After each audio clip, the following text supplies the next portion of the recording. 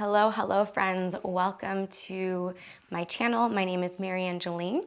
So typically I create videos for intermediate advanced yogis, but I've had so many requests to create some beginner videos, so I thought I'd offer a few here. I do have a virtual platform.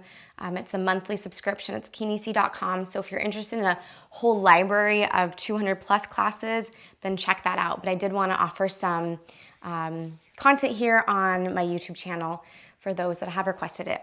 So today's practice will be all about beginner-friendly floor poses. So yoga asanas, yoga poses that will be on the ground. And we'll talk a little bit about the ins and outs. It's gonna be a short video, so we're just gonna get through a few just to get you either introduced or reintroduced if you're still newer, maybe not brand new, but newer to our practice. So I'll meet you lying down on our backs in a Shavasana to start.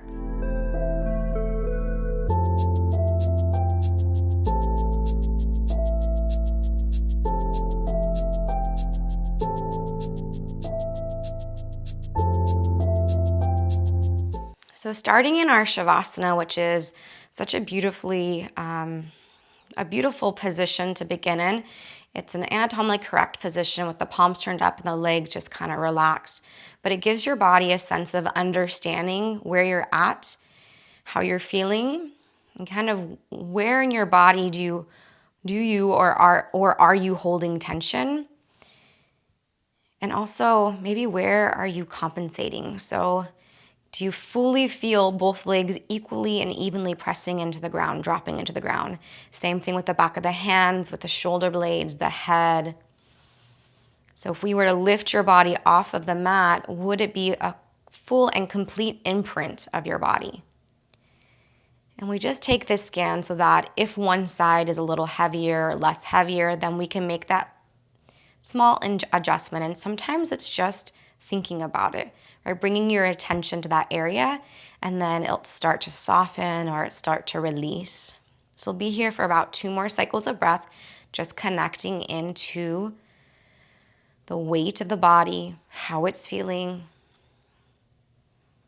and then even where your breath is. Are you holding your breath? Is it nice and fluid?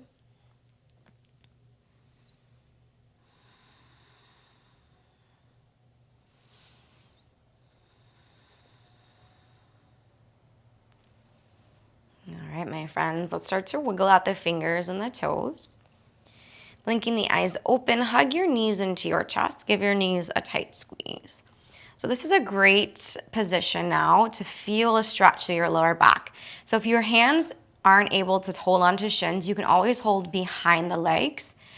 And wherever you're grabbing, it doesn't matter, just pull the knees in towards the belly. And as you do that, draw the belly in and press your sacrum, that lowest part of your spine, down into the mat, and you'll get a nice stretch.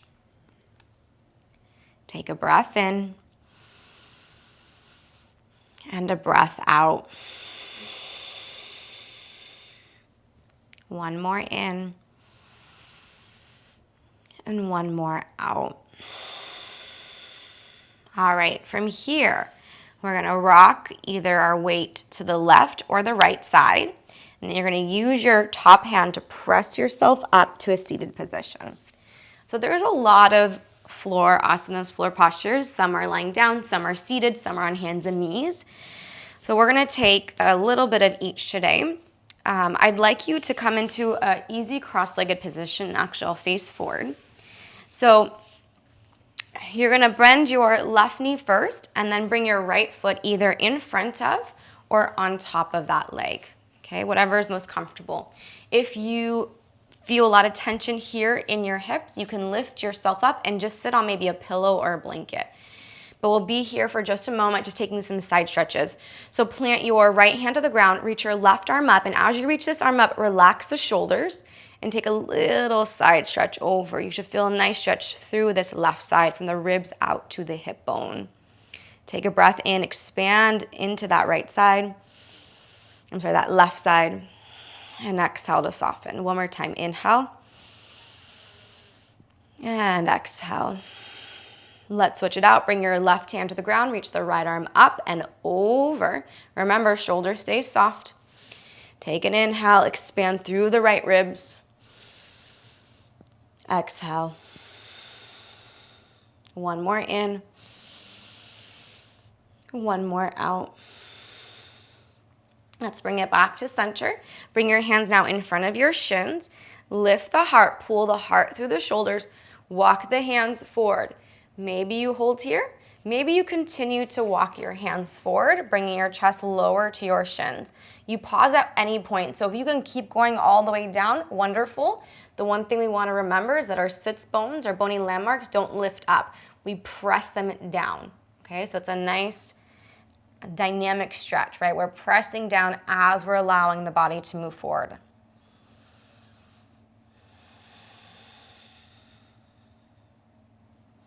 And in this space, we're breathing through the back body, so you should feel an expansion of your lungs through the back, through the shoulder blades.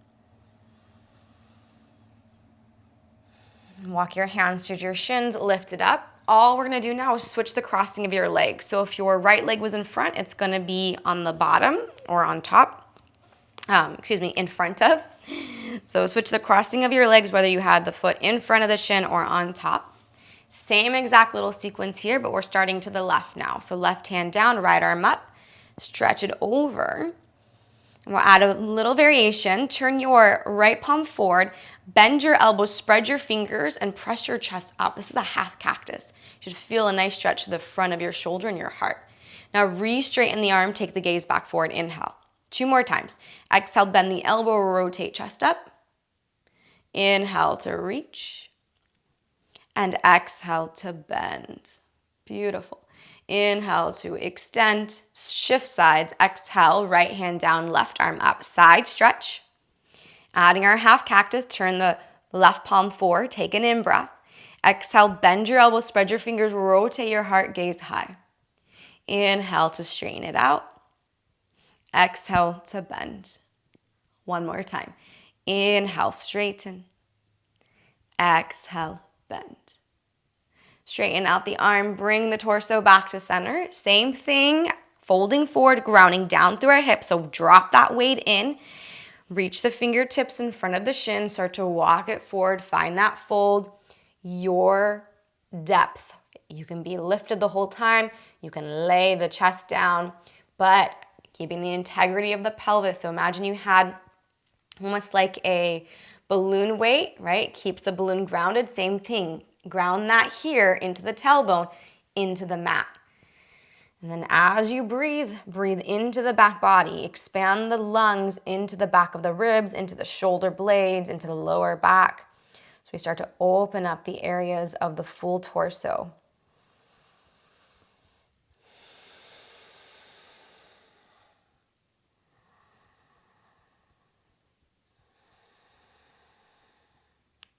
Take one more breath in.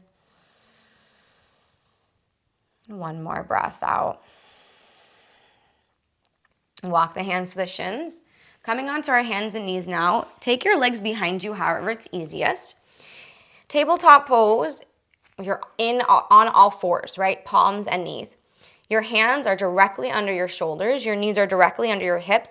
And you're grounding your shins into the mat. If there's any knee discomfort, you can also place a blanket under your knees, or even sometimes tucking our toes helps. For some people, it doesn't. So find that adjustment that works for you. Now, as far as our hands, we want our fingers spread. So open up those fingers. You should feel a nice stretch even through the forearms when you do that.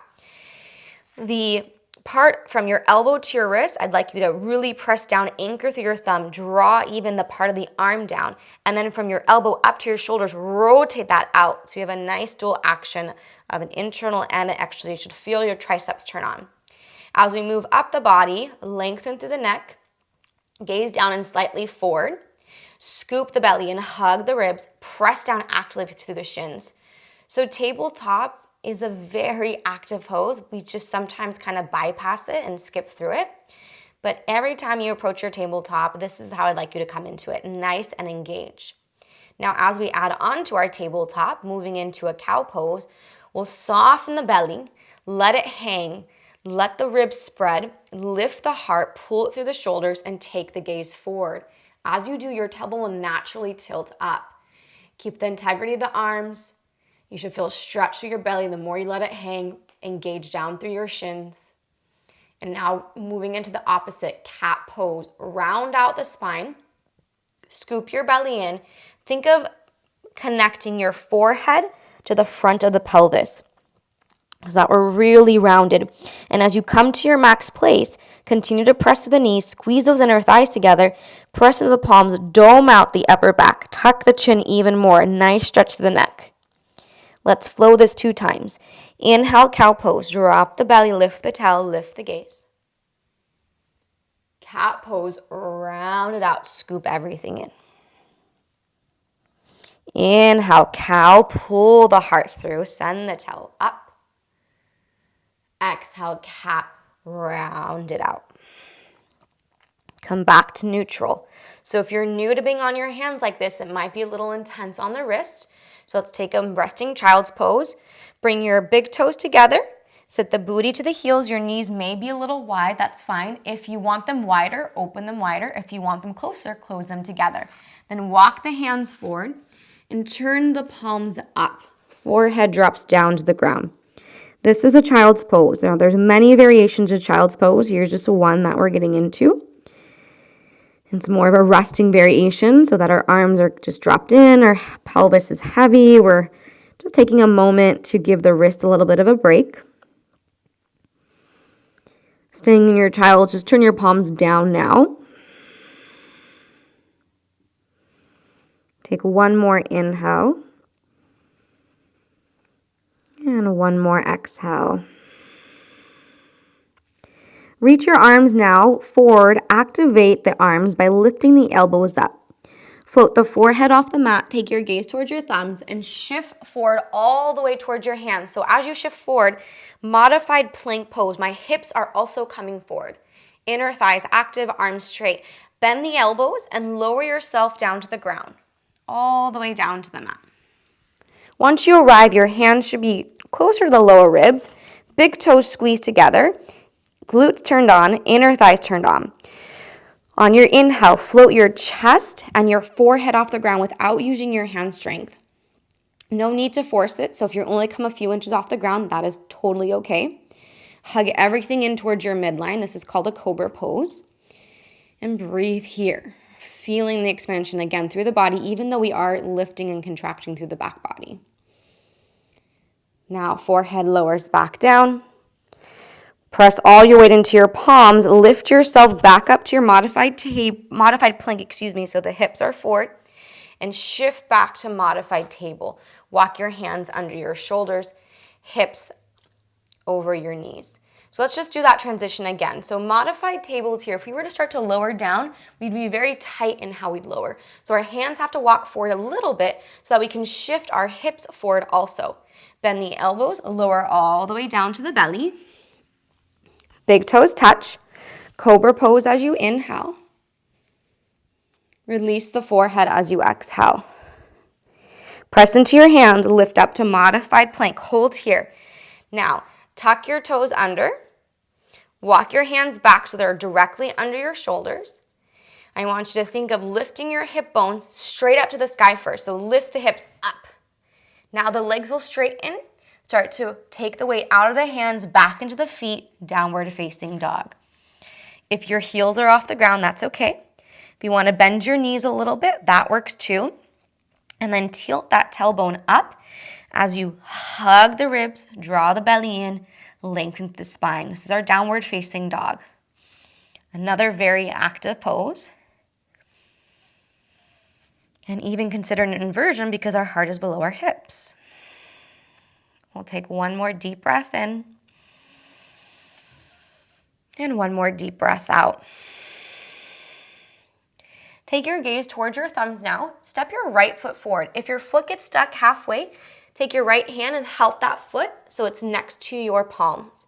Drop the back knee to the ground. Bring your hands to your front knee. Lift yourself up for a low lunge position. Back toes can stay tucked if you'd like a little more support on the balance, or point the toes and press down to the shin. Now in this position, bring your hands to your hip and I want you to pull that right hip back, left hip forward. Squeeze your inner thighs towards each other. Same thing with the blanket. If there's discomfort in the back knee, you can place the blanket under that knee. If you feel good here, we'll take those arms up. Hug, belly in, pull it up. You'll automatically feel a nice stretch of that hip flexor if you really engage the front body. Take one more inhale. Exhale, hands down to the ground. Tuck your back toes, lift your knee. Step your right foot to your left. We come into our down dog. And make your adjustments. If you need to adjust your hands because they're not shoulder distance anymore and you need to bring them back, that's fine. Shake out the head so you're relaxed through the neck. Maybe add a bend into the knees again. Tilt the tail up. Press the chest back. But as you press the chest back, don't let your ribs sway out. Pull the ribs in so we're connected and engaged to the front. Let's take our second side. Look towards your thumbs. Step your left foot between your thumbs. If you need to help it, that's fine. Drop the back knee down. Bring your hands to your front thigh. Lift yourself up. And then bring your hands to your hip, reminding ourselves that our right hip goes forward, left hip back. We're making those hips as even as possible. And then we're squeezing the inner thighs, either tucking the toes or pointing the toes. And when you feel good, reach the arms up, which will, of course, challenge your balance a bit. Zip up the belly. Pull the belly button towards the spine.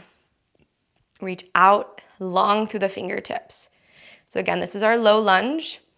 Some people even call it crescent moon, I believe also. So same pose, just a different name.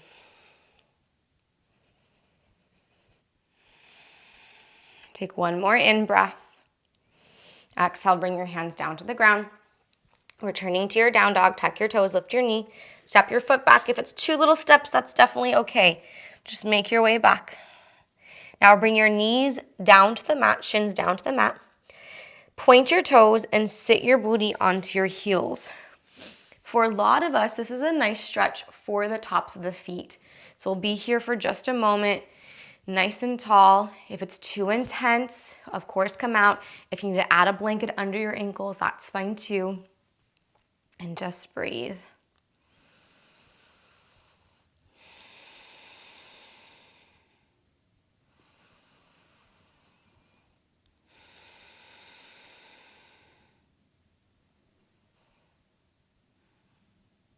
All right, coming off to one side, sending your legs out in front of you, shifting yourself forward to the top of the mat, and then lowering down onto your back. So coming now onto our back body, pulling the knees into the chest like we did earlier. As you pull the shins forward into the body, press the tail down.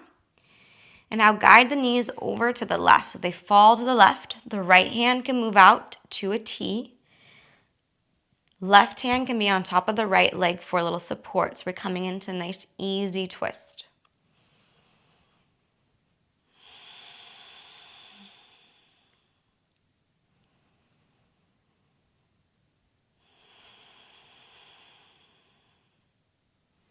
Bring your knees back through center. Move nice and slow. Give the shins a hug in. Guide the knees over to the right. Reach that left arm out. Easy twist to the right now. Breathing into the left side body.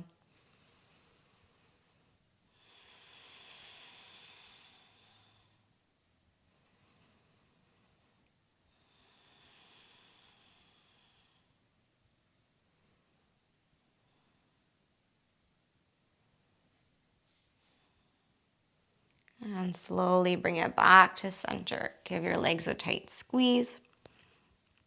Plant the feet to the mat. Knees point up. Arms rest by your sides, palms down. Hug everything in towards midline. That means engage your inner legs, engage your belly. And then start to lift your hips off the ground. We call this bridge pose. Hips go as high as you can without adjusting your head or your neck. You want to keep space between our chin and our chest. You're pressing down actively through your palms. Take one more inhale. And exhale to slowly release hips to the mat. Pause in neutral.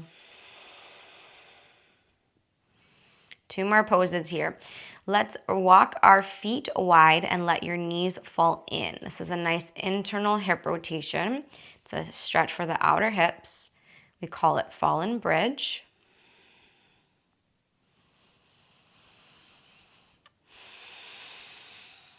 And we'll take the opposite now. Walk your feet together. You can use your hands on your legs if you need to. Let your knees fall open like a book. The soles of the feet will touch, the knees will go wide. This is a butterfly pose, or even bound angle. And this is gonna get a nice stretch through those inner legs and through the rotators of the hip. We're actually rotating now. Naturally, you'll enjoy one more than the other for most people, maybe not everybody, but you'll find one that feels a little bit better, but both are mutually as important. And from this place, take one more deep breath in. And as you exhale, straighten out your legs. Come back into our beginning posture, our Shavasana. Rest your arms by your sides, your palms up, and close your eyes. We're here for a very brief amount of time, just giving our body a moment to relax, to reset.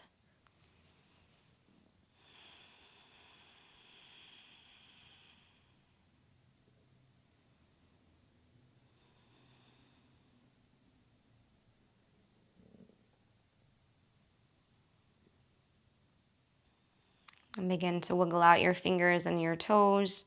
Hug your knees into your chest. Give them a tight squeeze. Two options. You can rock to one side like we did in the beginning of practice to come up to seated, or if you want to rock forward and back to come up to seated, that's fine too. Seated in that easy seated position that we did, I think it was the second or third posture, one leg in front of the other. Bring your hands together at heart center and rub your palms to create some heat. And place your left hand on your heart, right hand on top of the left, bow the chin. Thank yourself for being on your mat, for maybe trying something new or approaching the same postures you've done, maybe from a different perspective. I want to thank you from my screen to yours, and until next time, namaste.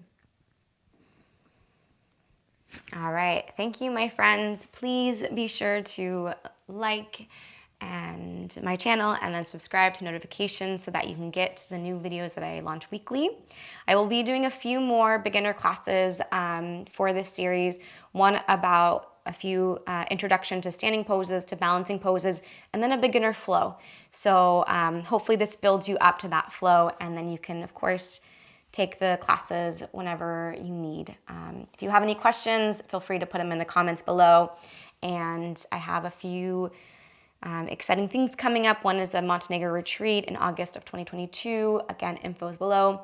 I already talked about the virtual studio, but if you want more beginning classes, if you really want to dive in, I have a library of 200 plus classes, all different styles, all levels.